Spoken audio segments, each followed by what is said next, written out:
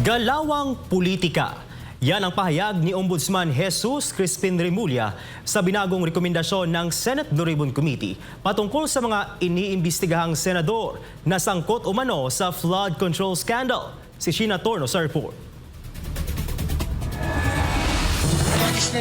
Hindi na nagulat pa si Ombudsman Jesus Crispin Remulla sa ulat na binago na ang naunang rekomendasyon ng Senate Blue Ribbon Committee ni Chairman Senator Ping Lacson laban sa mga opisyal ng pamahalaan na sangkot umano sa flood control scandal. Imbes kasi na direktang sampahan ng kasong kriminal ang mga sangkot, inirerekomenda na lang muna ng komite ang pagsasailalim sa kanila sa preliminary investigation. Ito'y upang masuri ang mga ebidensya at matukoy kung talaga bang may pananagutan ang mga ito. Pero kung si Ombudsman Remulla ang tatanungin sa binagong rekomendasyon ng komite.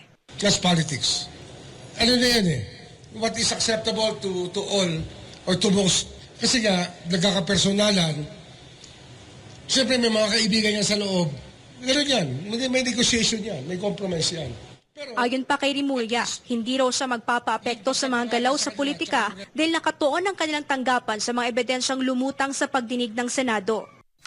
Una na ring sinabi ng Office of the Ombudsman na handa ang kanilang arresting team sakaling maglabas ng warrant of arrest ng korte, lalong-lalo na sa mga senador na mapapatunayang sangkot sa flood control scandal.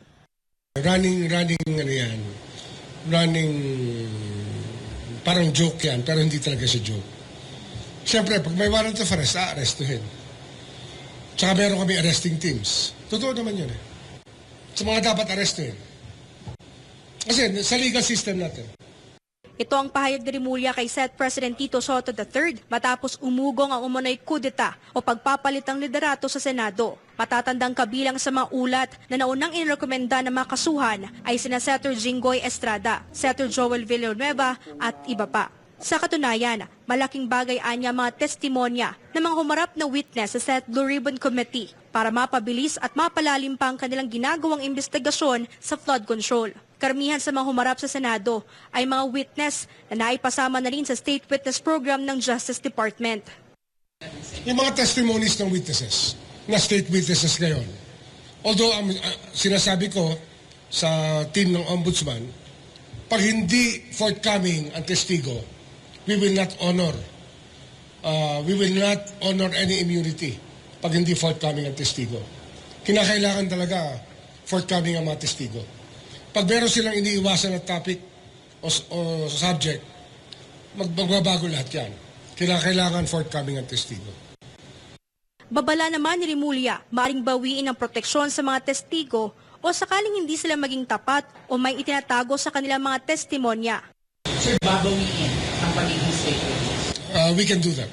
Samantala, tikom pa rin ang bibig ni Remulla kung sino-sino pang mga opisyal ang kasalukuyang iniimbestigahan at maaari ng sampahan ng kaso. Gayunman, may asahan umano ang publiko sa mga susunod na buwan dahil marami pa anyang kasong isasampa lalo't hinugnaan niya ang mga ebidensya.